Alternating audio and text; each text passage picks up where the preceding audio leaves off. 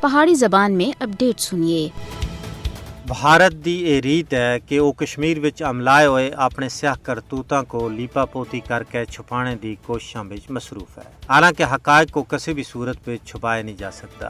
سچ کو جھوٹ دے پردیاں وچ چھپانا دی ہر ظالم دی کوشش ہمیشہ ناکام ہوئی ہے، اور بھارت بھی لکھ جتن کر کے نہ وہ اپنے سیاہ کرتوتاں کو دنیا دی اکھیاں تھیں اولے نہیں رکھ سکتا۔ کشمیر دے دارالحکومت سری نگر وچ G20 ملکاں دے جرگے دا انعقاد بھی اپنی غاصب فوج دی طرفوں کیتی گئی انسانی حقوق دی پامالیاں اتے پردہ بنا ہے۔ G20 ملکاں کو سری نگر وچ رچائے گئے اجلاس دے پیچھے بھارت دے مکروہ کرتوتاں دا ادراک کرنا چاہیے۔ کشمیر اتے بھارت دا غاصبانہ اور جابرانہ قبضہ G20 ملکاں کو اجلاس دے بائیکاٹ واسطے کافی بنیاد فراہم کردا ہے۔ G20 ملکاں کو کوئی حق نہیں پہنچتا کہ وہ اقوام متحدہ دے نامزد متنازع علاقے جموں کشمیر وچ بلائے گئے اجلاس وچ شرکت کرن۔ G20 ملکاں کو ایک گل نہیں بھولنی چاہیے کہ بھارت کشمیر بھی سنگین جرماں وچ ملوث ہے۔ اس سن 1989 تھی کہن کے آج تک 96,000 تھی زیادہ آزادی پسنداں کو شہید کیتا ہے، ارباں ڈالر دے املاک کو تباہ اور 8,000 لوگوں کو دوران حراست لاپتہ کیتا ہے۔ اگر G20 ملک بھارت دے